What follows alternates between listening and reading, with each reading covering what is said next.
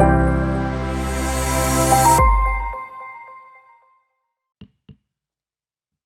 evening.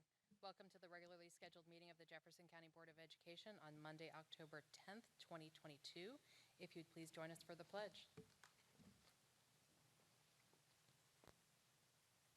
I pledge allegiance to the flag of the United States of America and to the republic for which it stands, one nation, under God, indivisible, with liberty and justice for all.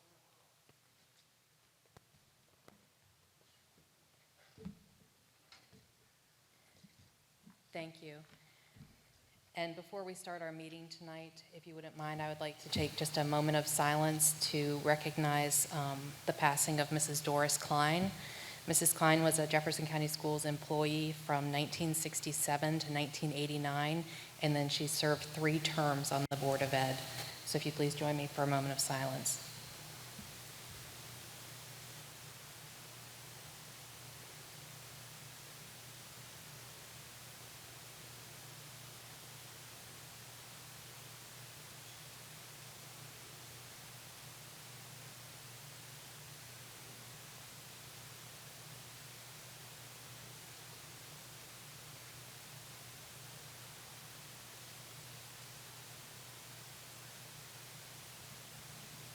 Thank you. All right, first up this evening, we have a presentation by Dr. Gibson Learn, an update on discipline.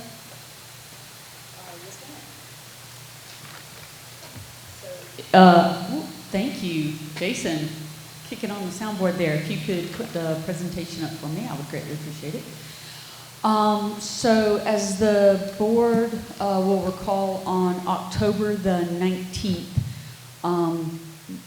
you charged us with looking at our discipline policy after a review of our discipline statistics and making some updates in terms of speaking with our community and looking at how we ensure students' safety and staff safety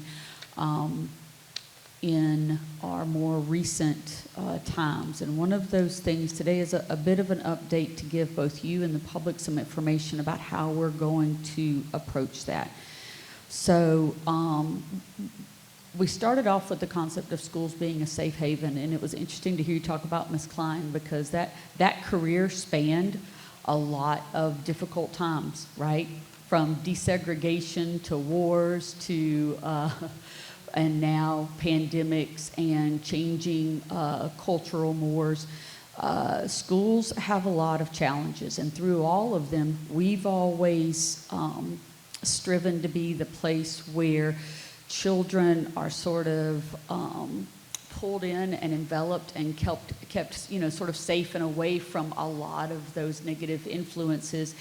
And I will be honest, and if you could go to the next slide, one of the things is that is getting harder and harder to do. We do consider ourselves a safe haven. We do consider it our responsibility to ensure that children are educated in an environment as free of conflict and fear as possible, that our staff are able to do their work in environments that are safe and hospitable. And the truth of the matter is that we are, like many schools now, having more of a difficult time doing that. Because the truth of the matter is, we have bullies in our school. We have kids who get bullied every single day. We have kids who are subjected to racial slurs in our schools every single day. We have staff who are understaffed and they're overwhelmed, dealing with children who have significant social, emotional, mental health issues, trauma in the home, addiction, poverty, just some challenges that really we train and we train and we train, and we have programs and we do class size reductions, and we put a lot of resources in, and you're going to see some of these resources But the reality is that it is a very, very difficult balance. It is a very difficult balance, and there are a lot of very good people who are working very, very hard to make and keep schools a safe haven, and thousands of times a day we succeed, and sometimes we don't. And part of this process is for us to set a very positive intention and to proceed through this conversation as a community and see where we can continue to improve incrementally every day. So, Jason, if you could help me out. One of the things that is an important concept that we've really been working with our staff on is the concept of psychological harm. So we spend a lot of time and effort protecting ourselves against physical harm. We spend millions of dollars on special door locks, on training, on officers. And the reality is that in some cases, regular psychological harm is as damaging and sometimes more so than physical harm, right? So we've been looking at several studies, particularly about toxic stress in children, where if those children are subjected to negative, prolonged, excessive, severe adversity without adult support, then they develop a lot of lifelong health issues and negative outcomes. And note that this is without adult support. So one of the things that we've talked about is children can have all of those issues, but if they get the appropriate level of support from the adults in their lives, and I say that to encompass parents, students, administrators, board members, then their outcomes are vastly improved. So what do I talk about when I mean a safe haven? So when I say a safe haven, what I mean is that you are supported and protected every single day for showing up whoever you are in whatever way that presents itself. That means that you have a right to be free from racial harassment. You have a right to be free from bullying, from sexual gender harassment, religious harassment, disability harassment. Things that you show up in the world as you are, and then someone tries to either shame you or harm you for it. That is a zero tolerance, and I'm going to talk a little bit about what zero tolerance means from us, but those are zero tolerance behaviors. And they are things that make children and adults feel unsafe if we don't address them. So when we looked at all of our discipline statistics, we've been trying to narrow down our focus and really look at where our greatest issues are. And like most systems, the distribution that you see, probably 2/3 of our discipline occurs in high schools, about 1/3 in middle schools, and far less in elementary. You know, those little darlings there, they are just starting out in the world, and that middle, when they start testing their limits, in high schools, when some of the conflict from the outside world tends to come in. Sorry, you can keep going. So when we're talking about discipline, although there's a lot of high-profile discipline things that catch people's attention, the fact is the vast majority of the discipline in our district is very low levels. So there are 4 levels that are set by the West Virginia Department of Education. We have no control over these 4 levels, right? 1, 2, 3, and 4. If you look at level 1, well over half of the discipline that we have is at a level 1. Disrespectful conduct, inappropriate personal property. Anyone on the board want to guess what that is? Cell phones. I'll help you. Cell phones. Cell phones, cell phones, cell phones, cell phones. Cell phone addiction. Skipping class and tardiness. So of that 55% of all of the discipline in the district, a significant portion of that is you can't get where you're going when you're supposed to be, and you can't stay off the phone while you're doing it. Level 2 is a fight with no injury, which usually means a verbal altercation, which goes along with profane language and insubordination. Level 3, only 10%, which is possession, vandalism, verbal assault against a student, vaping. That counts for about 10%, and only 2% is either possession of drugs or battery against a school employee or physical fight with harm. So we actually don't have a lot of physical altercations. When we do, they can be very, very frightening for people, but they don't occur at a very frequent level in the schools. So when we talk about that safe haven, we talk about who's responsible for that. And the reality is that every adult in the Jefferson County community, and I say that not just in schools, I say that in the community because I include parents in that, I include community members in that, I include staff in that, I include board members in that. We are jointly responsible for creating a safe haven for every single child and for each other as adults too, as family members, as mothers, as fathers. And when I say we have a responsibility to do that, there are several key tenets of that. One is being vigilant, right? It is easy sometimes in this very conflict-driven world, people get overwhelmed, and sometimes, all honesty, again, let's talk about some truths, they want to just turn their head when they walk by because sometimes that's easier than dealing with it. Sometimes wading in, sort of like some of these internet cesspools, you know what's being said on there is wrong or hurtful, but you know as soon as you step in, you're probably going to get drug into that muck as well. So when I say being vigilant, that means you look for those kids. You look for those areas in which someone may be experiencing harm. You don't wait for somebody to come and tell you. You pay attention and you're vigilant. You're also responsive, which when I talk about zero tolerance, it means that you do not allow behavior to go unaddressed, right? Zero tolerance isn't about the consequences. It's about refusing to let something happen and not address it. So being responsive to kids, being responsive to the other adults, and then caring about what happens to them. You would think that would be a given, and that's not actually the case. Usually, and when I say caring, not just about your own children, right?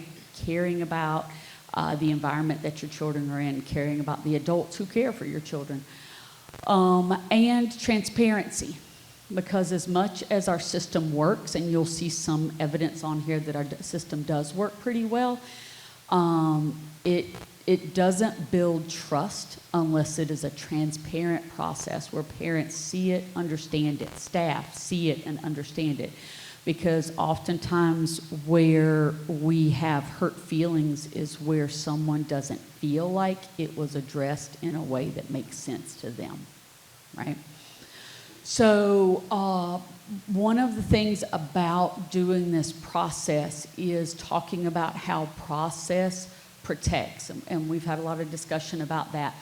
When we say process protects, it basically means if you have a very strong, consistent process, it's not subject to the vagaries of different people's decision-making, right? It means fair is fair is fair, no matter where you're at. Now, where that gets complicated is you can say fair is fair is fair, but that doesn't mean the same, right? Because their difference is in culpability, right? If I go and take $20 out of Miss Skinner's purse, I have a different level of culpability than if an 8-year-old sees it sticking out of there and goes and picks it up. There is a difference in culpability based on your developmental level, based on whether or not you were the perpetrator or the victim, based on whether or not you have a history. There's a whole host of things that go into that. But in that process, you have to have zero tolerance for behaviors that shame a child for showing up as whoever they are, right? And having said that, you also have to have zero tolerance for behaviors that are disruptive and threatening to staff. And I will say those are also occurring with an increasing level of frequency, and I am hearing about them from our staff. We had a full day of staff development today, and I went around to several of the schools, and I have to say at several of the schools, staff stopped me, and this was their topic of conversation. Their concerns about the increasing level of students who, number one, are struggling with social skills at very young ages in terms of just being very disruptive. You know, kindergartners who will tell someone to blank off, and hey, you can't say that here. Well, I say that at home. Well, okay, we have to talk about the difference between what you do at home and what you do here. We also are having an increasing number of conflicts in which we have just people with very different ideas about culpability and about what, and if you could go to the next slide, and about what every party is responsible for. So I'm going to talk a little bit about the ideal world. And I think we need to recognize the truth that we don't live in an ideal world, but this is our goal that we're shooting for. And essentially we know there's going to be harm done. People have conflict. And that the first thing that we do is we move to protect every party in that situation. And when I say that, that may seem like common sense. And I think people see it when you talk about physical protection, right? So if Ms. Bratton and I get into a conflict and Ms. Bratton pushes me, then perhaps your idea of protection is that you pull me in and you say, I am so very sorry that Ms. Bratton pushed you. That must have hurt. You're okay. I'm in here keeping you safe. Well, the other part of protection consists of you going to Ms. Bratton and say, I know you. What happened that drove you to that? What were you thinking? What's going on, right? And you may find out that I said something inappropriate to her. Maybe I used a slur against her. Maybe I'm having another conflict with her, or I've said something that you didn't hear. And then I also have a duty to protect her, right? There's protections for victims and perpetrators, because the fact is 9 times out of 10, the world's not a black and white place. There aren't just victims and perpetrators. We're not all just good guys or bad guys. 9 times out of 10, I'd be willing to bet a lot of times 10 times out of 10, we're both, right? And so some of our process has to sort of wrap our heads around the fact that we have to offer immediate protection to everyone who's involved in that process and work on some restorative practice. Conflict is very painful emotionally, right? No matter how much you do it, no matter how much you're in it, it still hurts. I can sit over there and have somebody yell at me every single board meeting and tell me how terrible I am for kids and spit on my shoes, and you can learn to put on your game face, but it still hurts. It still hurts every single time, right? And so restorative practice is about after every time that happens, there has to be some reconnection, right? There has to be some, I am sorry that this conflict happened. Let's talk about how we can make things right between the two of you. And it's not always necessarily like, let's go out for margaritas afterwards, right? Particularly not if you're a 6th grader. So, but it's all about you restoring that relationship where you both felt heard and respected in that, right? And then you get to consequences, because the reality is there still need to be consequences. Now, this is where the rubber meets the road a lot of times, right? Because consequences for some people equals justice. And that's something that's hard for people to wrap their heads around if the consequences don't match what their idea was for what should have happened. And then finally, you have to restore some trust. Trust with the family, trust with the kids, trust with the staff that they're going to be taken care of. And there are some parts of that cycle that we're better at than others, right? So if you go to the next slide. So some of the things that you have to make a process like that work well: clearly defined behavioral expectations, consistent enforcement, you have to train your staff. You have to have a process that puts the primacy of restorative practices over punitive practices, and I'm going to talk a little bit about that. You have to have transparency, you have to have consistency so kids know what to expect, and you have to have support for these teachers who are in the classroom every day managing a lot of little lives that they feel very responsible for and need a safe, calm, productive place to do that. So if you could go to the next one. So part of this is about the concept of us being an educational institution and not a judicial one. Juvenile justice exists. We don't run juvenile justice. That's not our goal here. That's not our rationale. We're here to teach kids, not to punish them. So if we can extinguish that behavior without harming you, that should be our goal, right? And sometimes that means that you pushed me, I said something to you, and we go to school the next day and we still see each other, right? Because we had a restorative session and we worked it out. And I will tell you what, 9.5 times out of 10, the kids are great with that. Kids are like, okay, I see you, you see me. I ain't happy, but we're gonna live. We're gonna work it out, right? Except that then a parent sees it and they're like, oh no, my mama comes in and says, but you pushed me. And I see you sitting here getting an education today, and I don't want to see your face for 3 days because that means that there was a consequence, and I need to see it. I need to see it. And that's often where the rubber meets the road, is that restorative isn't always something that you see, and folks want to see what happens to the other kid. So part of this process that we're going through this year is to work on a set of behaviors and consequences so that people can see and know what happens each one of these times. And it may not be that you see someone taken out of school, right? Or sometimes someone may be taken out of school, but we're sending a teacher to them and they're still getting educated. But that need for transparency and that balance of privacy for students is another one, truth, that we struggle with because folks want to see that. So if you go to the next slide. So the reality is we're talking a lot about this as if it is this just monstrous thing that is a tsunami threatening to overwhelm us. And the reality is that for most kids, system works just fine.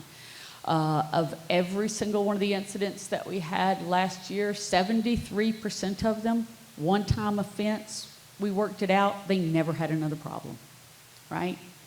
73% is a pretty good percentage, right? Now, we would love for that to be higher, absolutely. But when you look at the decreasing ones of those numbers, when we sat down and dug deeper into it, we have exactly, out of the 8,700 kids in this district, we had a dozen kids last year who had more than 10 referrals, discipline referrals, right? So a dozen, that's pretty good. All of the rest of them, we were able to manage it within that. So it seems a little overwhelming. The reality is that we're doing a decent job at it. We could be doing a better job at it, and we're holding ourselves accountable for doing that. So if you could go. So right now, some of the things that we've been successful at so far is right now we have NEST programs at both our elementary. We started off with them at elementary. We've moved them up to middle school.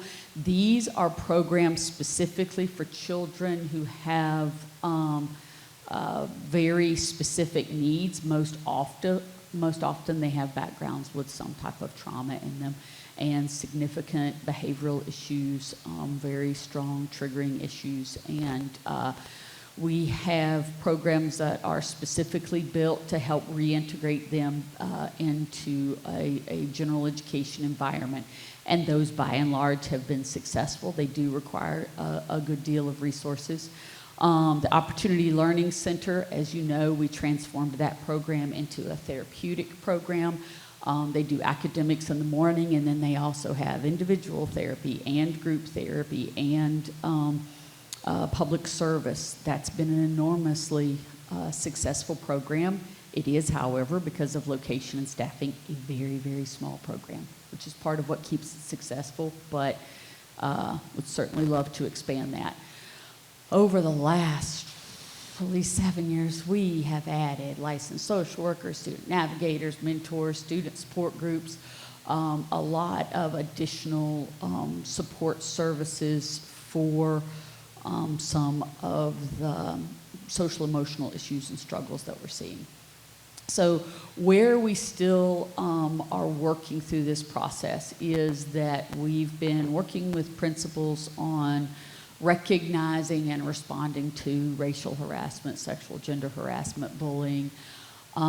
We have committees. All of the principals were responsible for turning in by the end of last week their nominations for people on their parent committees.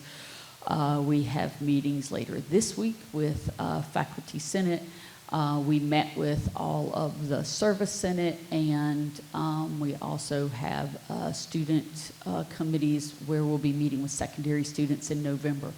All of these to get feedback from them on their experiences with our discipline system, how effective they think it is, things that they believe that we could do differently, that they think would be more meaningful, looking at our current, looking at the West Virginia state code requirements that are outside of our control. There are some things on there, for instance, that say must, right? The principal must send a recommendation for expulsion to the superintendent. The superintendent must send this recommendation to the board. I don't know why they call it a recommendation when they say you must, but exactly.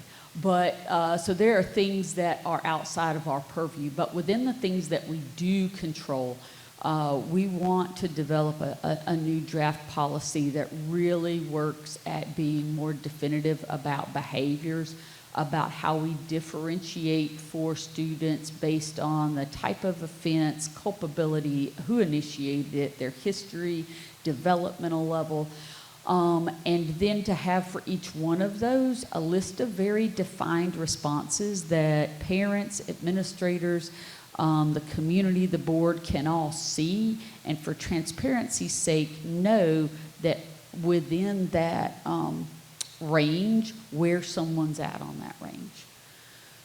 So if you keep going. So one of the things that we would like to do also as a part of that policy review and rewrite is to expand some of our successful programs. Certainly, we've had many calls to institute an elementary program for some very extreme behaviors that we're seeing at elementary that our teachers are. I was talking to a kindergarten teacher earlier today who is a veteran, more than 20 years in the system, and also happens to have a law enforcement background, and was like, I've just never seen anything like this post-pandemic. These are just unbelievable behaviors. And for somebody with that experience level and that background to say that is just indicative of how overwhelming this can be. I sent to the board earlier an article from the National District Administrators magazine, and they did a survey of several thousand teachers, a sample survey from across the nation, and student behavior was listed as the #1 reason for teachers leaving the education profession because they were just simply overwhelmed, not resourced enough to be able to handle those. So we are looking at researching best practice programs from across the nation at different levels. And really, I've mentioned several of these before, but one of the most difficult ones is that balance between a teacher's and the other student's right to an environment free of threats and disruption, and the right of individual students to access their education. Those are a difficult balance sometimes, but they're both our responsibility. And so we work to thread that needle in as positive and supportive a way for everyone as possible on both ends of that. So we anticipate that we'll have these series of meetings, and then we'll do some drafts, bring those to the board, have a series then of public forums where we invite people in from the public to give us comment and feedback on those and their experiences. So I expect it to be a fairly intensive process. I do expect that there will be some perhaps strong feelings about it on both sides because it's something people feel passionate about.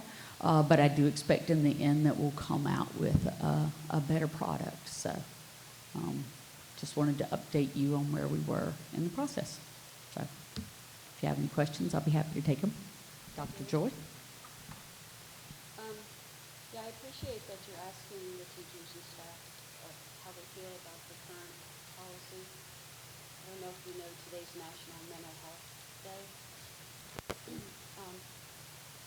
So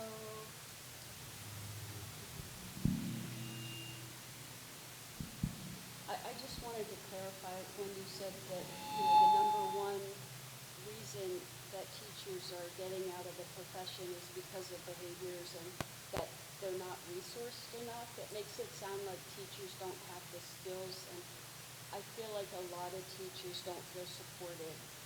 That's, you know, equally, I just want to, you know, I don't think it's fair to say that the teachers don't have the skills. Oh, well, and thank you for asking that question, because when I said when the article talks about the teachers not being resourced enough, I mean exactly that. They're not given the resources, and when I say resources, I don't necessarily mean training as if they don't have the skills. Now, we do have a lot of much younger, less experienced teachers. That's a fact, and they do need a lot more support with behavioral training. But what I believe that they mean after reading the article is that there aren't enough programmatic supports and not enough staff. So, like I said, that kindergarten teacher, I've been in her class a dozen times. She's one of the best kindergarten teachers I've ever seen. And so there's no question about the skill level there. There needs to be a set of programs for these students. You need to, if you have, 4 students in your class who have significantly disruptive behaviors, you need to be able to have a smaller class and not have 22 kids in your class. You need to be able to have 14 kids in your class or 12 kids in your class. So when we talk about resources, we're not talking about unskilled teachers. We have some amazingly skilled teachers. The fact that we're still getting it done is indicative of that. They just need more resources to be able to do their jobs. And they also need to feel supported from the teachers that I've spoken. But there was one more thing. I didn't know what, I didn't have trouble hearing sometimes. I didn't hear if you mentioned what you're doing at the high school level, but I wanted to let you know that we used to have a program, especially, I don't know if they did it at Washington, but at Jefferson, I think it was Miss Thomas, that when a child had certain discipline issues, they were forced to go to a group training session where they would learn assertiveness training, learn how to say how they felt in a appropriate manner other than becoming aggressive. And I think that was a pretty successful program. I don't know whatever happened to it. She wasn't a therapist in any way. I think she volunteered. She was a social studies teacher. But it was part of their the discipline. They were required to attend so many of these group sessions. That's all. Thank you. Thank you, ma'am.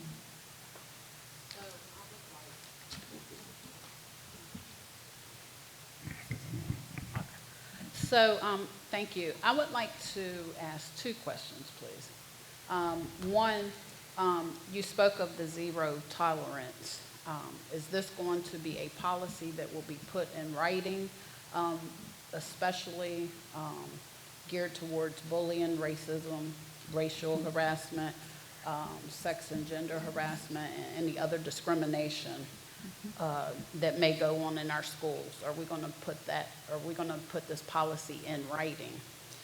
I make sure. anticipate us bringing to the board a policy that is clear about that. Yes, ma'am. Okay. I absolutely do. Now, of course, it's going to be written through this group process, so we'll see what comes out of that sausage making. But yes, ma'am, a written policy.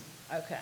Also, so I just listened to you, and then I heard Dr. Joy's question. So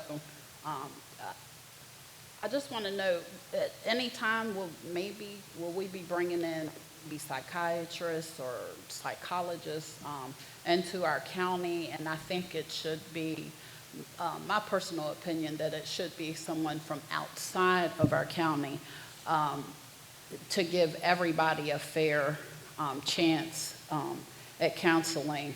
And this should be for our parents, if they would like it, for our students, and for our staff.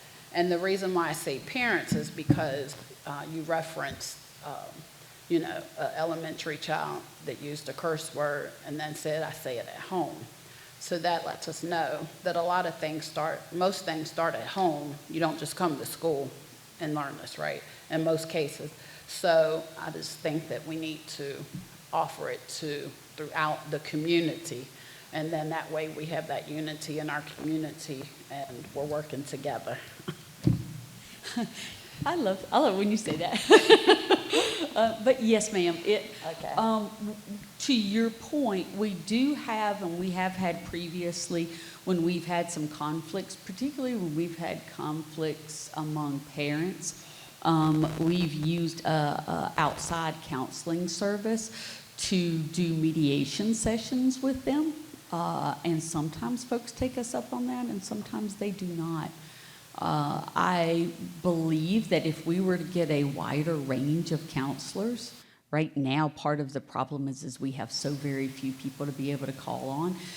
If we had a wider range of counselors from different backgrounds, I think that parents may be more interested in using that service. Yes, ma'am. Okay. And certainly if any board members or any of the public who is listening to this has suggestions or individuals that they know who might be successful at that, please feel free to send them to me, and we can help involve them in this process as we build this together. Thank you. Yes, ma'am, you're welcome. I would say, Dr. Gibson, is making sure that, I notice with the committee parts, I know sometimes in other areas we've had a teacher who's also a parent in the same building, so they've served on a committee. But I think it's really, really important to make sure that we have separation there, because as a teacher, the way that you're dealing with students and your own safety in a building, and needing to be sure that you want to make sure that the children that you're having difficulty with, that you're not able to handle for whatever reason, that does take away from other students in the same class, have the freedom to be able to express those things. But as a parent, if you're a parent of that child, it's a very, very different feeling. So I think to be able to encompass those, and then the students, making sure that when we have those committees, that there are students at every level as well, even at the elementary level, because I think to get buy-in from the students as far as this is what's going to happen, period. This is A, this is B, this is C. If you do this, here is your consequence. And then it becomes consistent. They were involved in creating it, then they have the buy-in, then there's not an opportunity to go back and say, well, all of these people up here, like they usually get, made all these rules for me down here. Yeah. So I think that's an extremely important piece of that, especially at the high school level, but I think even at the elementary school level. There's a lot of kids who have experienced trauma in a classroom from witnessing some of those things that are happening. And that's not fair to their educational standpoint as well. And so we've got to be able to meet all those needs. So I thank you for encompassing all those things, just making sure of that. Absolutely, yes, ma'am, you're welcome. And yes, we did, in speaking with administrators, we are looking to get kids who have been through our discipline system in varying ways and kids who've never had that experience, just so that we get a spectrum of thought on that. Now, we had not contemplating speaking with elementary students. I'll need to think through how to do that in a positive, meaningful, non-traumatizing Yeah. way. But yes, Well, and I ma'am, think we can do maybe that. if you're a parent designee on that committee and you're, giving permission and bringing your child with you, the parent is obviously there and okay with that child and also overseeing everything that's happening while they're in the room. I think that if they're in parents, I'm sure there's going to be parents who, and especially we've watched some of those kids even do debates for us. They're young in many ways, but they're very astute as to what's going on. And they want that safe haven as well, and they're willing to speak up about what they need to. Thank you, ma'am. I know we've talked about it before, but, we've seen such a success with the OLC that we really need to try to figure out to mimic that on the elementary level because of the fact that those students need help and the staff needs help. And, we've seen the success over and over and over. So we know something that works. So we've just got to figure out how to get the resources to mimic that on the elementary level. Yes, ma'am. Thank you. Thank you. Do we have any kind of a timeline, Dr. Gibson? Well, on the slide, we anticipate we'll have the student, we'll have parent meetings late October, the next set of parent meetings late October. Then we'll have the student meetings beginning of November. I anticipate probably just holidays and things in there that we'll have a draft out in writing like January, and then we can spend the beginning of next semester, January, February, having meetings with people and doing drafts and rewrites and explaining it to people. Anytime we come out with something new, people have concerns. Like I said, I meet with the service senate and the faculty senate once a month, and we go over those, and we may need to meet more often than that. So it's going to be a year-long process, but I expect that we'll do updates for you. We'll probably have one more in like December, November, after we've had a series of meetings and started drafting. And then I would think in January, probably end of January, depending on weather and other things, we should have a draft policy up for you. I mean, do we have a plan right now, I would think, to work with the faculty senates to take the current Safe Schools plan to be able to say, because we have these trauma issues that are happening now, where, I mean, you yourself have been hit multiple times in a classroom, knowing that it's going to happen. But again, that our teachers can feel safe in those situations and know that, they have a place to make sure that this child can be safe themselves, they can be safe, that the classroom can be safe, and some of those things. Do we have anything that we can at least put some minimal guidelines together and that we have consistency throughout, the schools, just to hold us over for whatever the need might be? Well, one of the things that, we've always had our safe and supportive schools, and our administrators do follow that. I think that there's always going to be some conflict about whether or not they do it to everyone's satisfaction, depending on the culture in that school and, the individual parent and the situation. We have this year, and I have to give kudos, I don't think he's here, but I have to give kudos to Mr. Matt Wink. We started this year a threat assessment process that we've trained all of our administrators on, where we have a licensed psychologist who we go through a process where we look at different threat indicators with the child and with their family, and it ascertains a certain level of threat. And the reason that we do this is sometimes a child will engage in a behavior that falls like, woo, red flag, alarm, alarm, alarm. But when you go through the process and you go back and have the discussion and you work through it with them, it's probably a low threat incident. And then you have other students where there's one little thing, but then when you go through the threat assessment with the individual student and the psychologist talks to them and you're like, whoa, that we need to up this. So that process has been working fairly well. We have some kinks to work out with it in terms of the amount of time that it takes to get that turned around, but they're all resource issues, quite frankly. Yes, I have another question. I Yes, don't ma'am. know if people can hear me.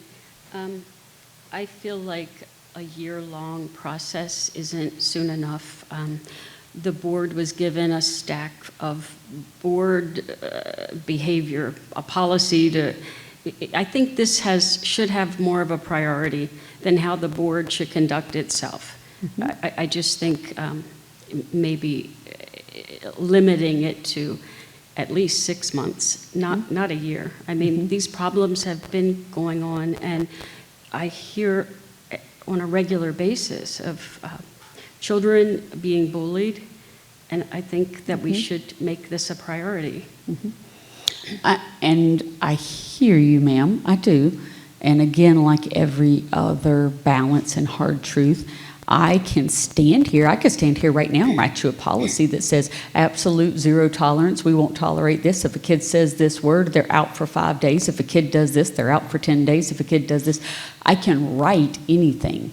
What I can't do is make sure that a policy has the input of kids and faculty and service personnel and parents and different groups of parents in meaningful ways, because they're going to disagree. They already do. They are going to disagree, and some of them vehemently, about how we do this and what it means to have in this discipline policy. And I can do it much faster, and you would be living with the consequences of the fallout of us, because when we do it fast, what happens is people say we're not listening to them and you just pushed it through. So right now, it's not like we're not doing anything about bullying, right? You saw those statistics. 73% of the time, what we're doing works perfectly, and it works the very first time, right? We had 12 kids out of 8,000 plus who had more than 10 incidents. So it's not like we don't have a system in place, and it's not like it's not working. It's that it could work better, and I think it will work best if we're mindful about making sure that everybody has a voice in this process. In particular, quite frankly, I think some minority voices that haven't always been heard when we've put together policies about how children are cared for and seen and show up and protected in this community. I think those voices aren't always heard. So, Dr. Gibson, Yes, ma'am. so I understand what you're saying, but however, we do have an urgency here. And our urgency is not only bullying, it's the racial issues that our children have to deal with.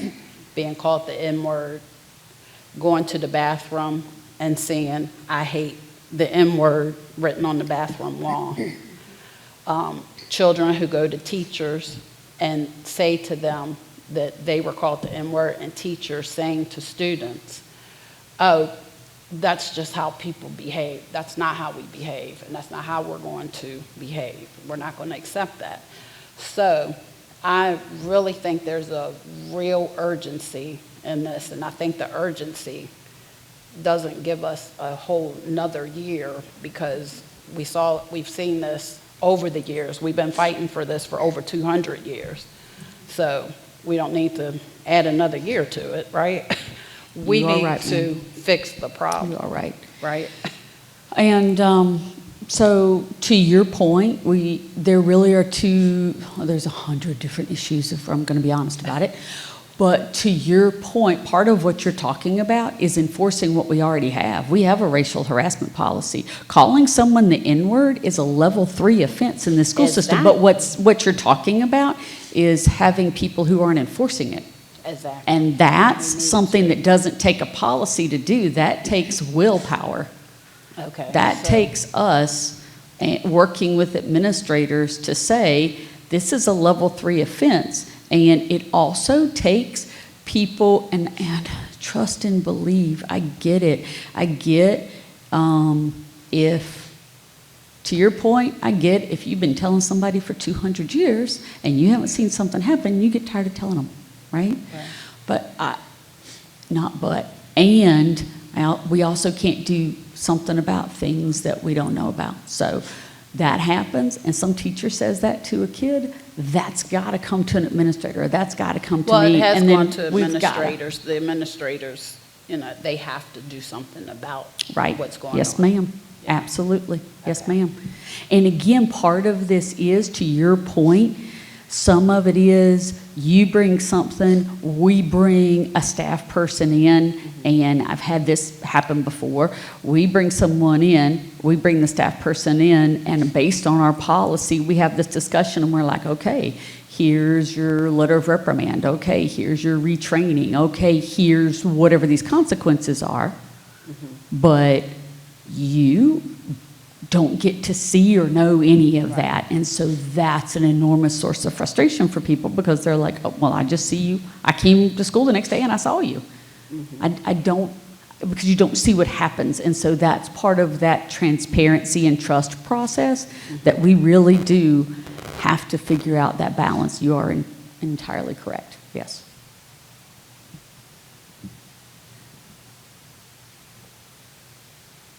So right now, we're looking about 3 months, or 2 months, November, or October, November, November, December, 3 months, till January. We're hopeful for 3 months. Again, there I is get a- it. I want I everybody will say included. there is a difference between part of what Ms. Bratton's talking about is enforce the policies you already have, right?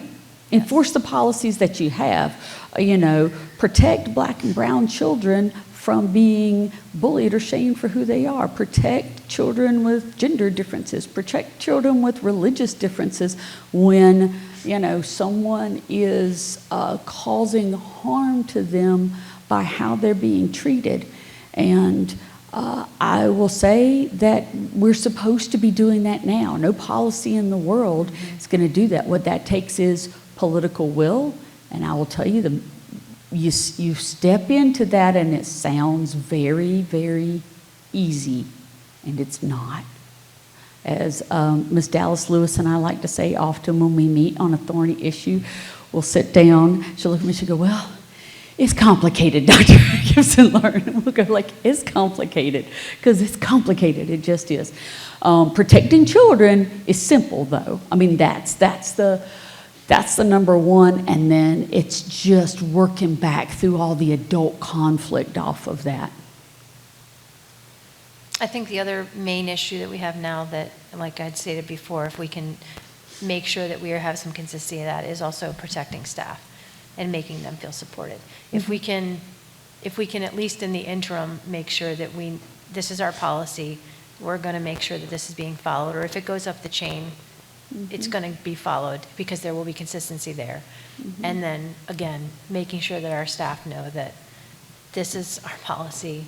If you are, if things happen in your classroom or you're not, and you don't feel supported, at least there is some way that they, as well, have some place to go, that they can feel supported, or consistency. Yeah. And I think that those two things will get us through the 3 months while we need to do this. We need to get all of the buy-in that we can, because yes, this is a very different place to be today, post-pandemic, and frankly, just whatever this world is that we're living in. I don't even recognize it some days, but. And in a whole host of different ways. Yeah. Students with disabilities whose rights need to be protected, and staff who are physically assaulted and injured, who have a right to be protected as well. And like I said, complicated, and hampered by the fact that the people who weigh in on it are often the people who have the least amount of information about what's actually going on, because they can't. So. Thank you. Oh, thank you for the opportunities that you continue to give me to grow and learn. We are the gift that keeps on giving. Yes, ma'am, you are. Thank you. Thank you. We appreciate it. Next, we have the Deputy Superintendent for Instructional Support update, Mr. Banks.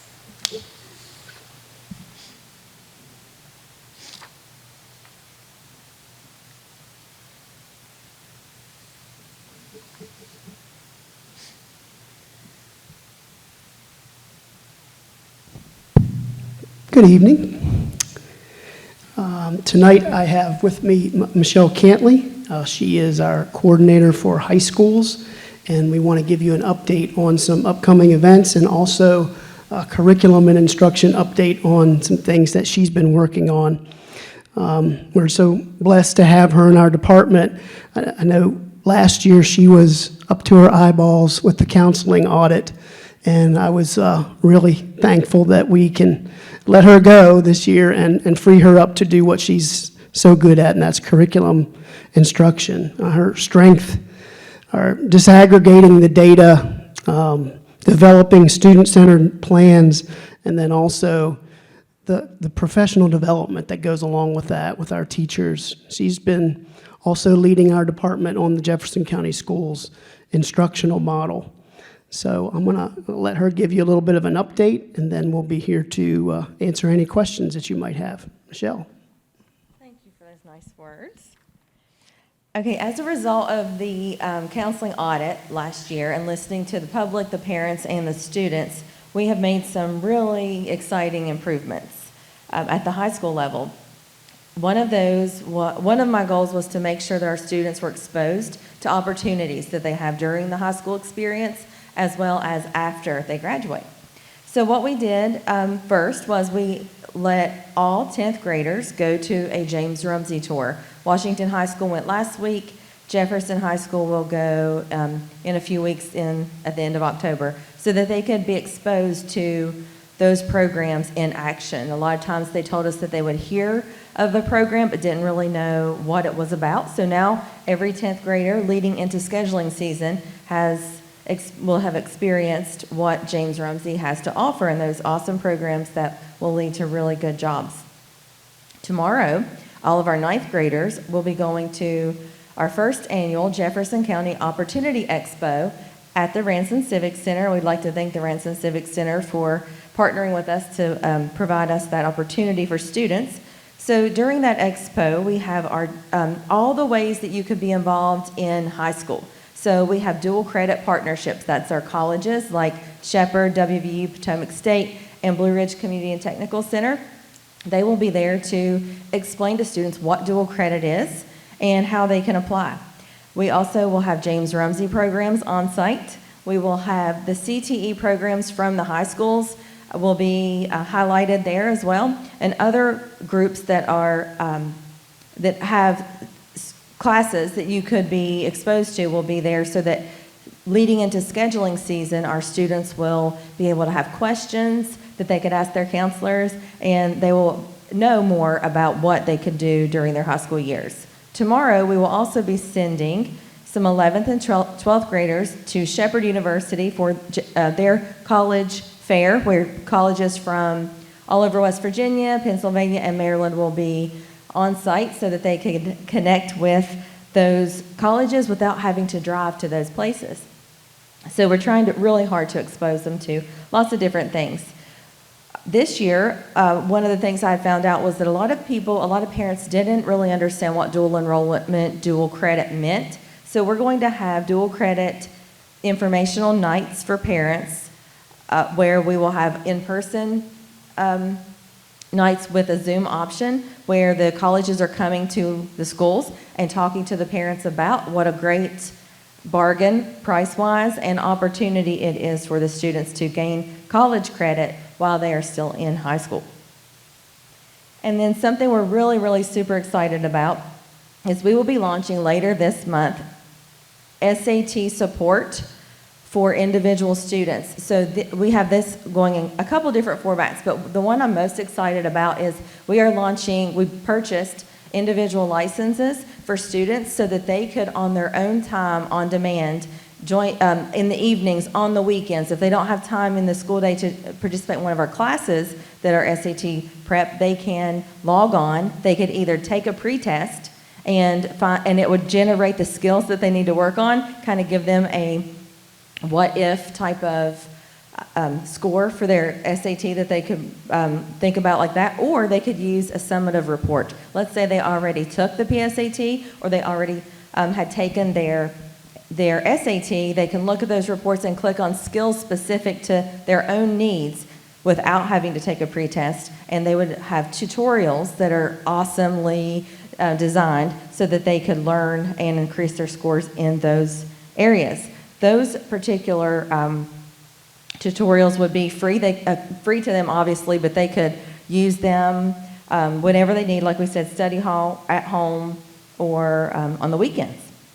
Another way that we are helping close those learning gaps is we're starting peer tutoring sessions after school. Those have been a thing before, but they're coming back this year. A lot of the times our schools, our National Honor Societies and student governments are hosting the coordination of connecting tutors with people who want to be tutored in different subjects. My office has purchased some really awesome tutoring baskets that have calculators, protractors, study guides for Spanish, all kinds of different tools so that the students won't need to go out and find and ask other teachers to borrow things. Those will be housed in a certain location at each school so that the tutors can utilize that when they're working. The self-enrolled codes that I mentioned previously about with the SAT, we also purchased a package that has core content tutoring for chemistry, Math 1, Math 2, Math 3, all the Englishes, all the social studies. So if a student had wanted to learn a little bit more before a test, they could log in, click on that skill, and it would teach them at their own pace, during their own time. So those are a couple really good things that we're excited about. As far as the county math plan, our high schools have a goal this year to implement 3 number talks. Sometimes you call them math talks, sometimes you hear the words number talks, but they are basically number sense activities that are based around real world situations. And students are talking about different strategies that they are using to solve those problems. Again, peer-to-peer is a way that students learn best because they're speaking that same academic language. So those are some highlights of some awesome things happening at the high school level. Do you all have any questions about any of those items? The number sense training for high school math teachers, is that an online? That is something that the teachers participated in live in person in August before school, in those days before students came. And then we are running little mini PLCs during the lunch and learns, kind of because we don't have a lot of substitutes, so they're not really getting their full PLC planning time. So we're running lunch and learns so that they can keep learning throughout the year on how to select number talks activities, so they're high quality math tasks, as well as how to practice it with each other, with their peers in a teaching setting. Yes. Okay, thank you. Mhm. Kelly, for the SAT support, do we have a date on when that might start? Or I like that idea instead of a prep class because it doesn't take a teacher and it doesn't, Yes. that's a nightmare So right now, obviously. Yes, so we're going to launch it in like our auditoriums by grade level. And the company's actually going to come and help me do that. So we're trying to get past this week, which is, we have a lot of trips happening. So we're going to schedule those later this month and in November, no later than mid-November, so that we can launch it to the students and explain to them what it is and pull it up on a screen, show them a little bit about the platform. And then they will be able to get those enrollment codes there, or if somebody hears about it later or wasn't here or decides later that they're interested in it, they can go to the counseling office, and the counseling offices have those self-enrollment codes. But we plan to get that in place. Like, I'm most excited about that, so I'm hoping we could get that in the month of October. So that's something that even like during a Cougar Hour, they could have a student group in the library meeting to do SAT prep, Yes. something of that nature. Okay. They could absolutely do that. Okay, Mhm. great. But if a student didn't have anybody, they could learn just by themselves at home if they wanted to. So it's designed to meet a lot of needs. Great. These are great ideas. So I was going to ask, you said this peer tutoring is after school, and couldn't that be done during Cougar Hour? So at Jefferson, they Yeah. they have that in place. They have peer tutoring there. They have intervention like they did before, teachers or students. Yeah, so my question is, can they do it during Cougar Hour? And Yes. also, I didn't understand why you said it was new, because they've always done that at Jefferson at least, but the honor societies, is that something, We had not done different format? that during the pandemic, the peer tutoring. Yeah, so you stopped it. You're just going back to what you always did. Okay, Yes, so it's yes. not new. Okay, and then this number sense training for high school math teachers that Ms. Taylor Breton mentioned, you're training math teachers, and it sounds like you're saying because you have a lot of substitutes that, no. No, number sense is a part of the mathematical habits of mind. It's been something that's been happening in our elementary schools. High schools haven't necessarily done that widespread. A number sense activity is where you pose a problem, real world relevant, and the students take time to explain to each other different strategies. So it's encompassing all the ways that different people solve math problems. No, but I'm just asking where it says it's for math teachers. Yes. Is the way. So this training is for math teachers, correct? Yes, the training already happened. What we're saying now is that our expectation countywide is that we implement math talks 3 times a week in the math classes in place of a bell ringer.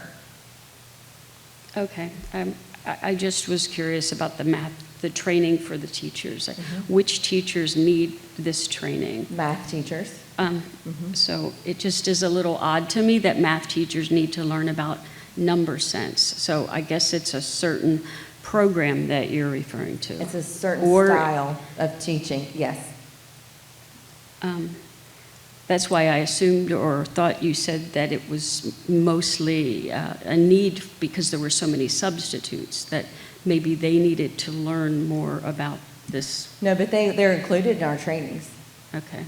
I'm wondering how close we are. Has there been any more discussion about going back to the traditional Algebra 1, Algebra 2 geometry, as opposed to the current math curriculum? We've talked about that. However, we've learned last week from the State Department that the Department of Education is currently rewriting math standards, and those will be out for public comment, we're hoping by January. So they've let us know that we should hold off on any decisions until we see the math standards, that they believe that we would want to take a look at that before we make any decisions. They actually said that they believe we are right in the exact spot that we should be. So we're going to hold off on those conversations until we see what those standards look like. Are the 9th grade students still taken to the high schools for tours in the spring? The 8th grade students that are 8th rising. grade, sorry, yeah, they do. We have not done that since the pandemic, but this year we will be doing that in hopefully December. Oh, okay. And then the other question, well, there's 2 more. Personal finance classes, how are we doing with that, including? So we offer a personal finance class at both high schools right now already. They use the James Ramsey curriculum, so that's an option for them currently. Who teaches that? I mean, are math teachers teaching? Yes, it's part of it's one of the courses in a CTE completer track. I can't remember which completer track that is. We'd have to ask Mr. Webb about that, but we have that at both high schools now. So you do don't not have to have be in a completer. You don't have to be in that track to take that class. It's open to anybody. My daughter took it last year. She loved it. She learned all about. I guess my other question is more for Mr. Banks, because I'm wondering, it's been my impression that students at the middle school level get the impression that their grades don't matter, so they kind of start kicking it into gear once they get to high school.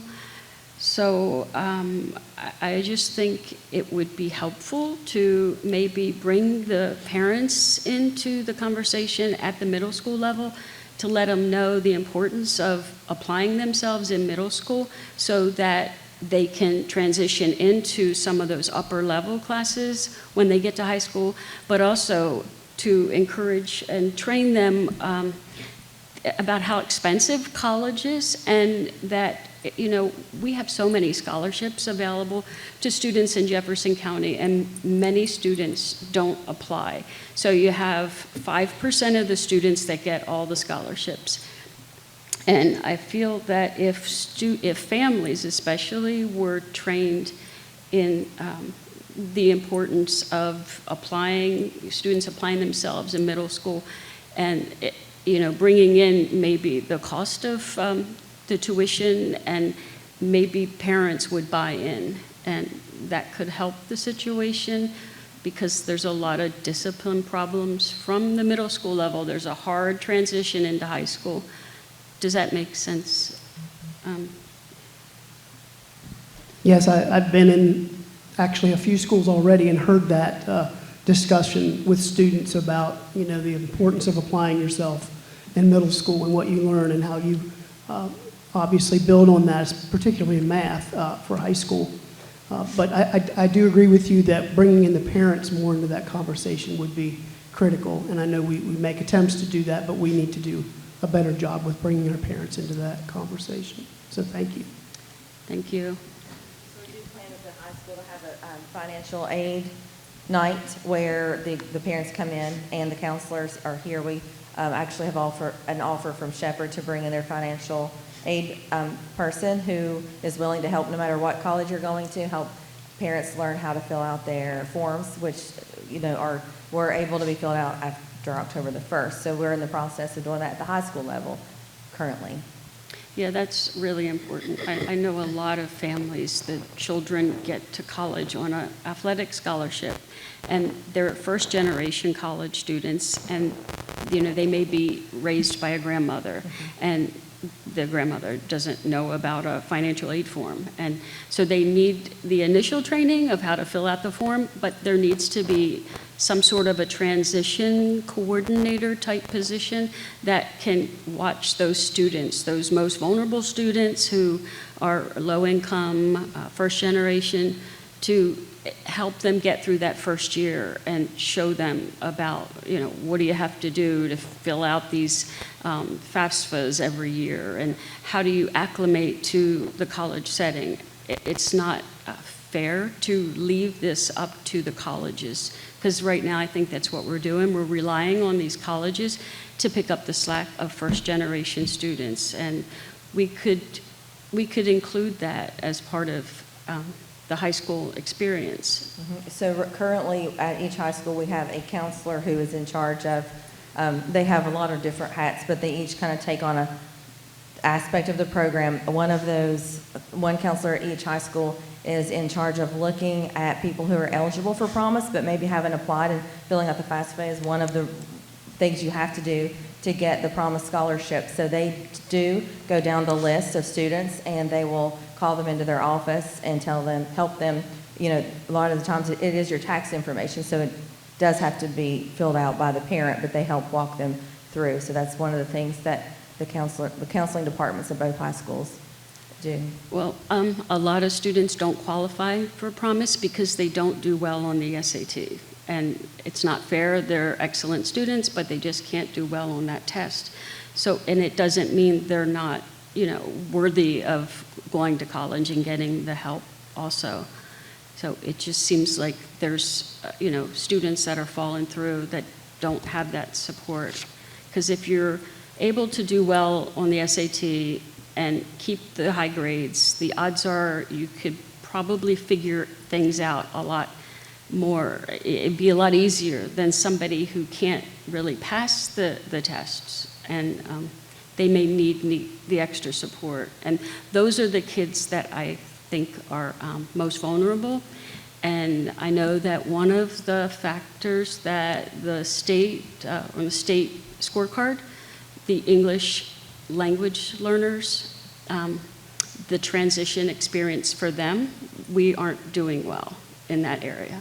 And so I'm suggesting not just a program for the English language learners, but anybody who is vulnerable, the low income, first year college students, first generation college students. But that's just my input. Thank you. Thank you. Next time we come back, we're going to do a number talk for you so that you'll see what that looks like, and we'll bring a couple teachers to teach you and maybe do an assessment on your learning as well. So that'll be next month. Thank you. Thank you. Thank you very much, and thank you, Ms. Cantley, for making sure that all of the kids know what opportunities are out there, because they certainly can't take advantage of them unless they know they exist.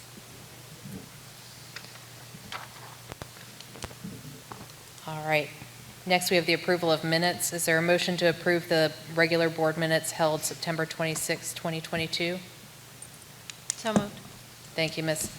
Ogden. Thank you, Mr. Osborne. Any question or discussion? Hearing none, all in favor of the minutes from the board meeting September 26, 2022, say aye. Aye. Oppose? All right, thank you. Public comment. Just a reminder that all speakers are limited to 3 minutes. Speakers are prohibited from making negative or derogatory comments using a name or position by which an individual can be identified.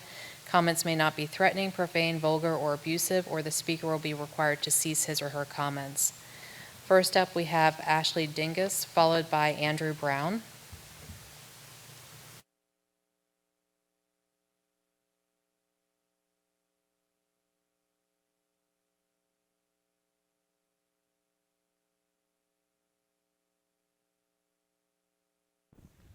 Hello.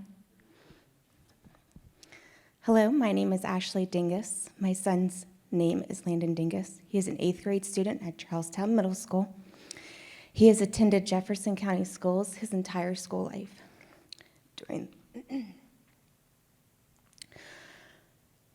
During the past 2 years at Charlestown Middle, Landon has been experiencing bullying. Last year, his 7th grade year, students would just steal his lunch. But this year has been horrific. Since the first day of school, Landon has been targeted by bullies at Charlestown Middle School. I have talked to the administration and school counselor multiple times, both in person and over the phone. We have changed his schedule, we have moved his locker, we have created a SAT plan without any resolution. The words these other students are saying to him are absolutely heartbreaking. Excuse me for my language, but are a few examples of what my son is hearing on a daily basis. He is a fat F. He is a faggot. He is a short shit. And he is ugly. The list goes on and on. One kid told my son if he looked like him, he would kill himself. They have physically assaulted him by grabbing his butt, his chest, picking him up, and throwing him against the lockers and the ground. He made a list of 60 students bullying him daily. He wakes up crying and comes home crying. We struggle to get him to school. He is a straight A honors student and has the sweetest, purest heart. I don't understand why these kids are targeting my son. I don't know how to protect him or how to make it stop. I feel helpless. When I meet with the administration and school counselor, I asked if they had a zero-tolerance policy against bullying. They stated they'd do a small presentation during the students' learning skills classes that addresses bullying. When asked, Landon states, "This is not true." I also requested that the parents of these students on Landon's list be contacted. I was told they were short-staffed and they would see what they can do. This situation is out of control. I have left multiple messages for both the principal and counselor, and I feel my messages are unheard. I work full-time, and I have 2 smaller children. I shouldn't have to take off work to keep going to Charlestown Middle School for my son to feel safe at school. He is there to receive an education. Ma'am, I'm sorry, but your time's up. But thank you very much for being here tonight.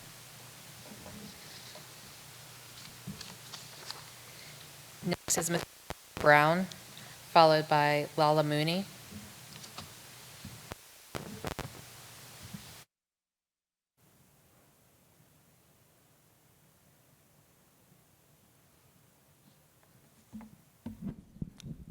Good evening. My name is Andrew Brown, Jr. Excuse me.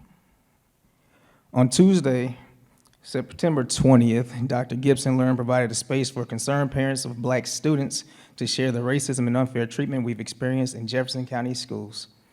At the September 26th school board meeting, we mentioned briefly the trauma that was discussed at that meeting.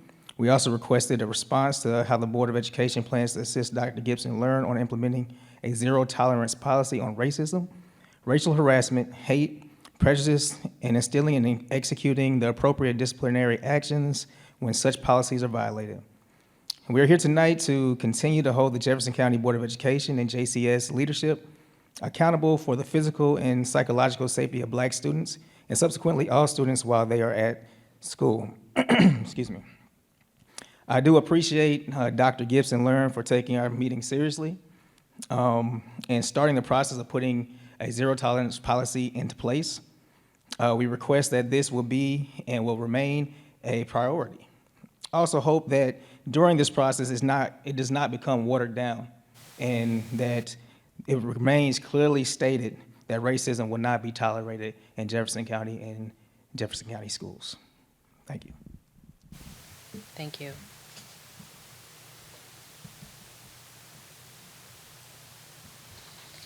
Next up is Lala Mooney.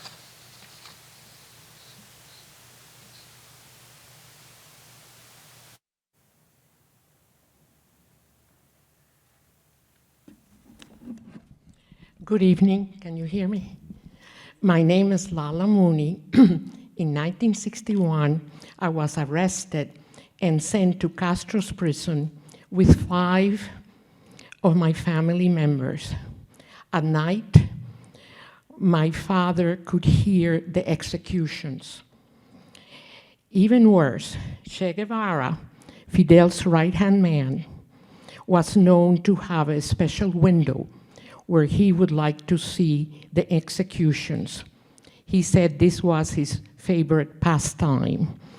And he had written to his father, "I love the smell of blood. And the more I smell it, the more I like it."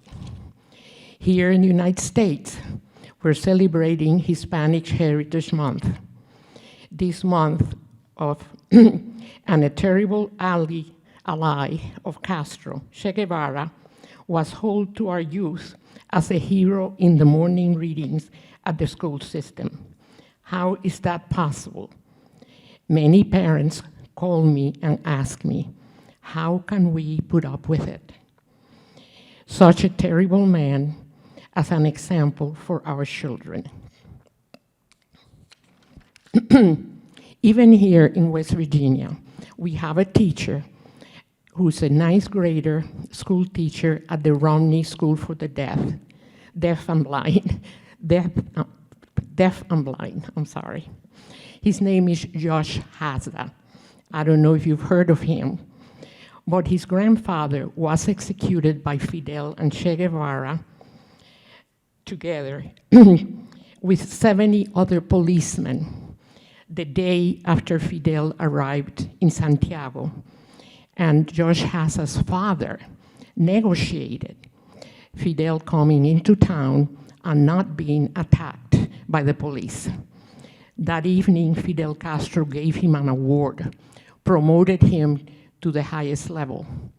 And the next day, he had him executed together with another 70 policemen and buried in a mass grave.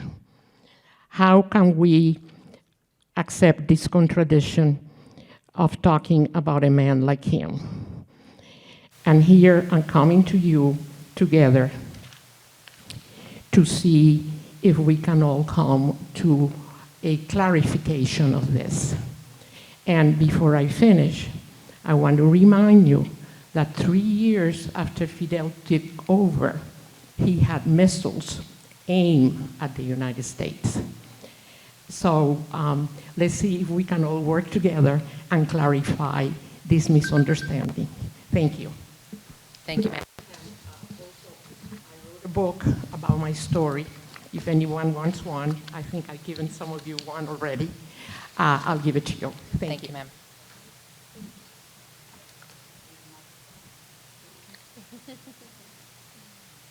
No souvenirs tonight, please. Thank you. All right, next up, we have the consent agenda. Mrs. Loring, are there any changes or anything to the consent agenda?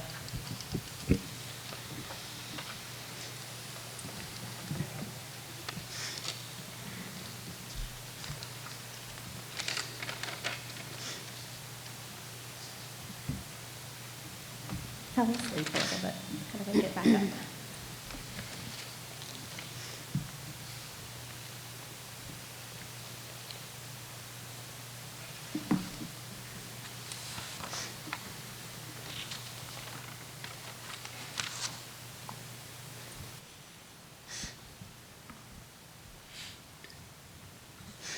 My internet's a little slow, but while it's loading, there is a correction on one of the position requests. Due to a technical issue, the actual position got cut off. So it's a half-time one-to-one nurse is what the request is for. And that's due to a student IP need. And we do have some other positions that were in the budget that due to changes in student needs from the beginning of the school year, that we have the funding available from that to shift some of that funding over to cover the request for a halftime. And that's in reference to number 52, is that correct? Yeah. Okay. It's still loading. Yeah, my internet, it says I don't have any internet, so I'm not sure. Had to load it up a couple times. And it looks like number 23 on the superintendent's sign-off was deleted.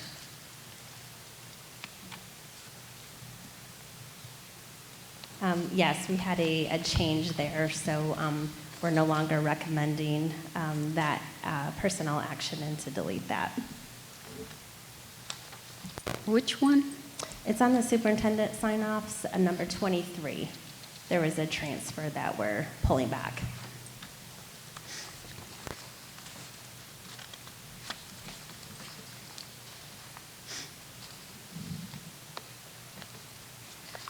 All right.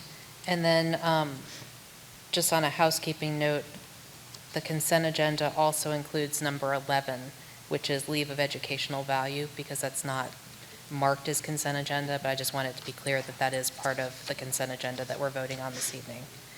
So is there a motion to approve the consent agenda with the deletion of number 23 under superintendent approval? Oh, did you have something, ma'am? I only wanted to, one of the positions that is on here, we were very blessed to be able to make recommendations for a couple of our assistant principal positions. And as you know, those are oftentimes difficult administrative positions to fill and require an enormous amount of time and effort. So it's sort of a family business. And one of those individuals was able to be here with us tonight, Miss Erica Burkhart, who is being recommended as the new assistant principal for Charlestown Middle School, who has actually 15 years in as a very experienced middle school reading teacher with a strong instructional background, both a bachelor's at Fairmont and a master's from Marshall. And I believe if you could stand up, you're here with your family man, if you'd like to introduce them.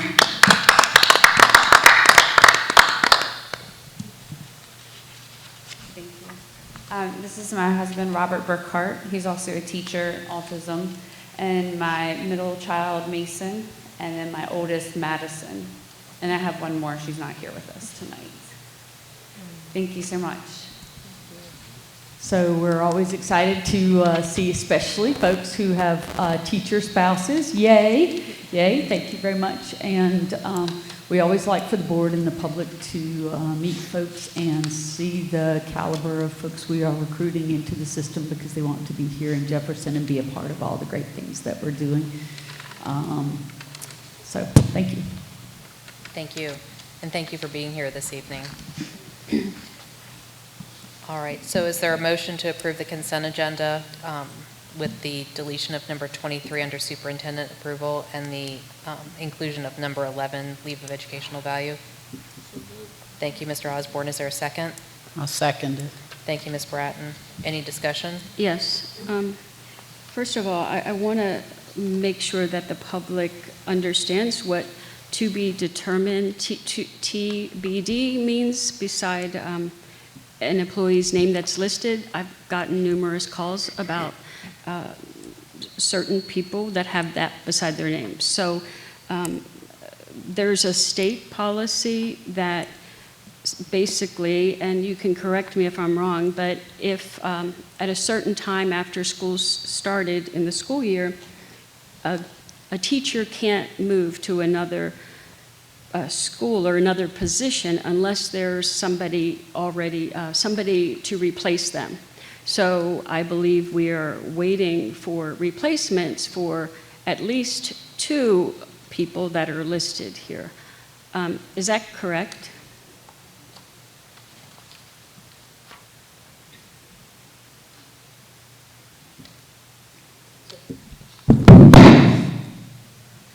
So sorry. I apologize. So thank you very much for bringing that up. We hold the position that's closest to students first, meaning that if you are a teacher and you are moving into an administrative position, we keep you as a teacher until that administrative position is filled. If you're moving, anytime you're moving from one position to another, if you are actually working with kids, we do not move you until that position is filled. So sometimes we are able to move people mid-year, but only if that position is backfilled. So thank you very much for clarifying that for folks. And then I also, so I have requested a few times the clear policies that the board uses in hiring, and I've been waiting for an explanation for that, which I haven't received. And I want to clarify for anybody that has applied for a position and has been told that they can't be hired because there weren't 3 qualified applicants. As far as I know, the state does not require that or endorse that policy, that if an employee, a teacher applies for a job and they're the only qualified applicant, the school system can choose to take it down and wait for more applicants. But at some point, they have to repost that, and it's not too much after. They have to repost that position, and if you're the only qualified applicant to apply, you have to get the job. Now, there may have been changes since I looked into it, but if you're being told that you're not getting the job, that they're giving it to a sub because there weren't 3 qualified applicants, then I recommend that you, talk to your union rep about that. Is that the truth, or am I wrong?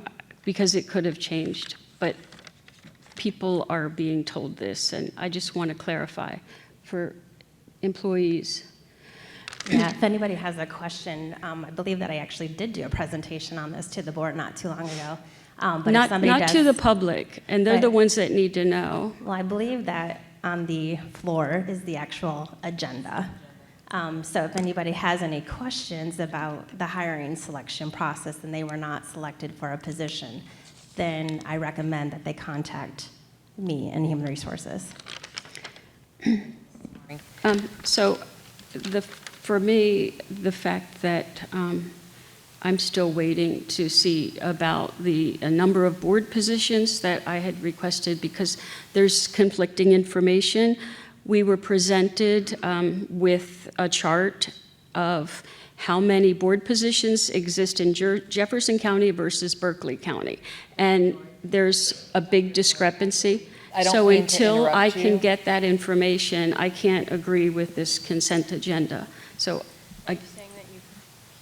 What, I'm just trying to understand, is there something on the consent agenda that has anything to do with because a board position? I want to know the clear policies that the school system is using to hire, and there's conflicting information. I just gave an example that people are being told. Okay, you don't have to go through it again. I hear what you're saying. So I'm hearing you say that, in your opinion right now, you're not going to vote on anyone on the consent agenda because you feel like you don't have information. You don't need my vote anyway, so, yeah, I'm just making it clear. I'm just clarifying. Thank you so much. Okay, so the motion on the floor is to approve the consent agenda with the amendment number 23, the deletion there, and the addition of number 11, the leave of educational value. All in favor, say aye. Aye. Opposed? Oppose. Thank you. All right, moving on. Unfinished business, we have none. And next, we have the financial incentives for substitute coverage. Okay. Mr. Johnson, if you could put that PowerPoint presentation up, I would appreciate it. So a few facts for the public, some of which, as we stated earlier, have been shared with the board already. In terms of there being a substitute shortage, we have some national statistics. If Mr. Work with me, Mr. Johnson. So you'll, if you're following along in board docs, you'll see that there are several national studies showing the level of staffing shortages in schools nationwide. And of those shortages, the highest percentage were among substitute teachers. 77% of the respondents cited substitute teachers as the highest area in which they were experiencing shortages. So for those, thank you very much. So if you go to, just go to the second one, third one. So that's the national shortages. Next one. The highest of those being substitute teachers. Next one. And as you'll see, to mitigate those, the number one strategy for school systems has been to ask your current employees to take on additional responsibilities. Jefferson falls right in line with every one of those national surveys. So some of this is to be clear that we have a national issue, and well, Jefferson in some ways outperforms that, but we are still struggling with many of the same areas. So if you go to the next one. So one of the things that we are struggling with is we do have a good number of subs, but a large portion of those subs are filling regular teacher vacancies, meaning they're long-term subs. They're substituting. They can't be a day-to-day sub if they're filling a regular position full-time. So it impacts our day-to-day sub pool.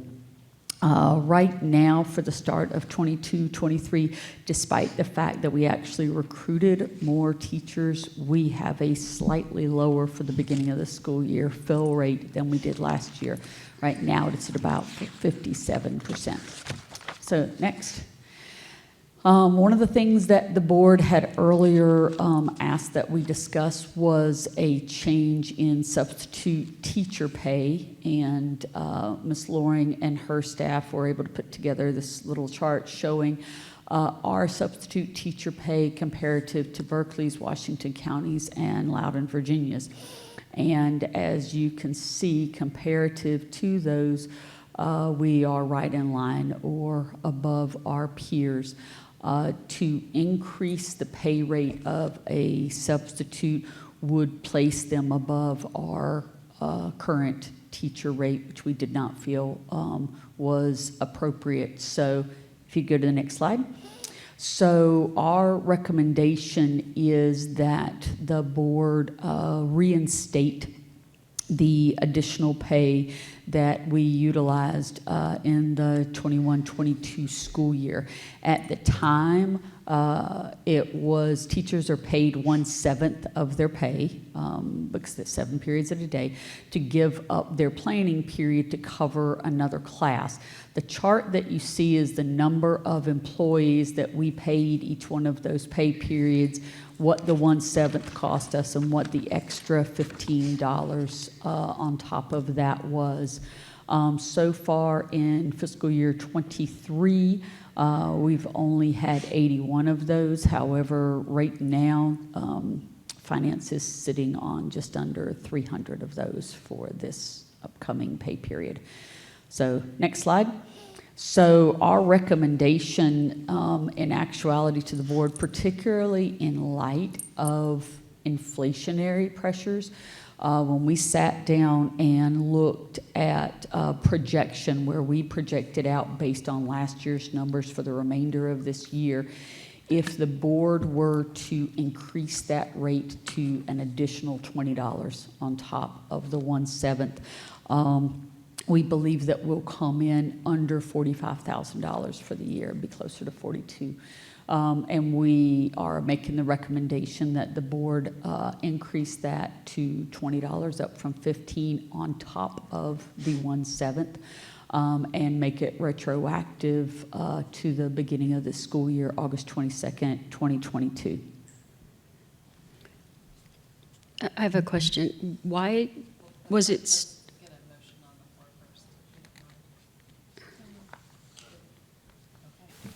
Go ahead. That was fast. yeah, why was it stopped to begin with? Because I didn't know that we agreed to, the board, when we agreed to this last year, it was, you know, meant to be part of the retention recruitment plan, I believe, and I just didn't know how it ended. Well, at the time, what we conveyed to the board is to put that in place for the 21-22 school year, and then it was our hope that all of the retention and recruitment things that you did would increase the number of staff and subs that we had so that it wouldn't be necessary for the following year. And certainly, as I said, we were able to fill more positions this year, but we have an even smaller number of subs, so we believe that we'll need it again for this year, and I continue to recommend to the board that you make it a year-to-year decision because you simply don't know what the staffing and economic factors are going to be from year to year. Thank you. So the motion on the floor right now is to reinstate the additional pay at $20 per class coverage for the 22-23 school year, including retroactive additional financial incentive back to August 22nd, 2022.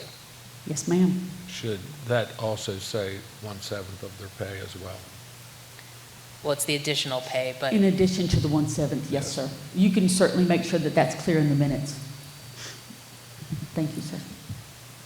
all right. So, I'm sorry, did you say $20? So is that the 1/7 plus the 1/7. 15? 1/7 plus $20. 20. Plus 20, Yes. okay. It was 1/7 plus 15 last year, but we're going to increase it to 1/7 plus 20 for this school year. Oh, that's good, okay. All right. Any other question or discussion? All Just to right. say thank you, because we can't do it without them. Absolutely, absolutely. They are carrying quite a burden, and they're doing it with dignity and grace, which I, as a parent, appreciate. All right, so the motion on the floor is to reinstate the additional pay, including the 1/7 plus a $20 an hour or $20 per covered class for the 22 school year, including retroactive additional financial incentive to go back to August 22nd, 2022. All in favor, say aye. Aye. Aye, yes. Opposed? All right, thank you. All right, next is to approve a resolution for the lease to own buses. Yes, ma'am. Ms.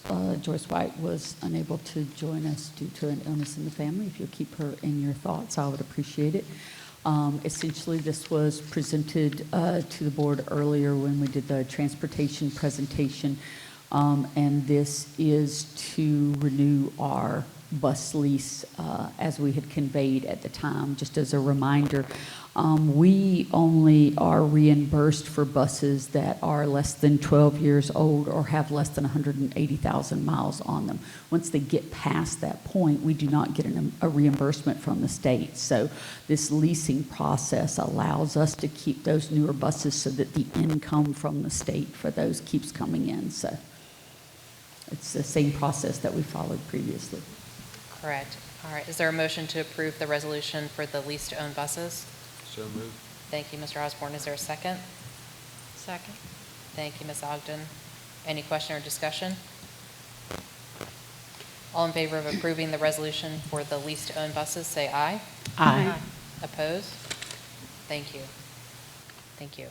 Welcome in. All right, board member comments or committee reports. Ms. Bratton, do you have anything? I sure do.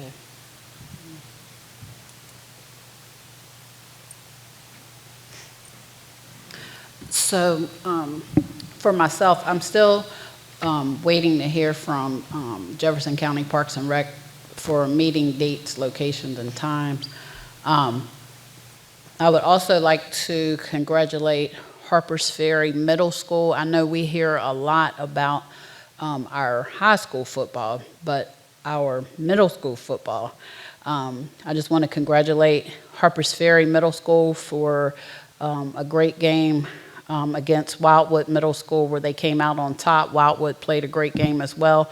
Charlestown Middle School, who I'm representing tonight, congratulations for winning against Shepherdstown Middle School, and they played a great game as well.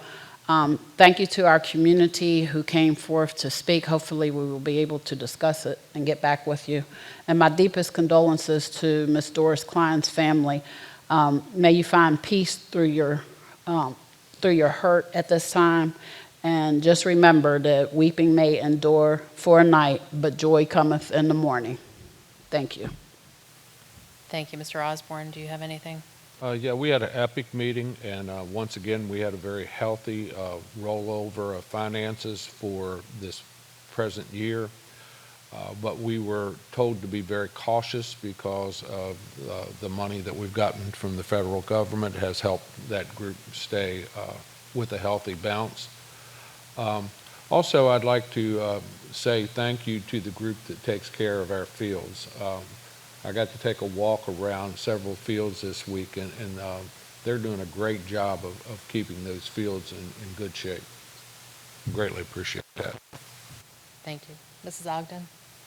Just real quick, the McCormick Committee will meet this week, and so I'm assuming at some point the end of the month or the beginning of next month, they'll probably come to give a presentation on that for the fall.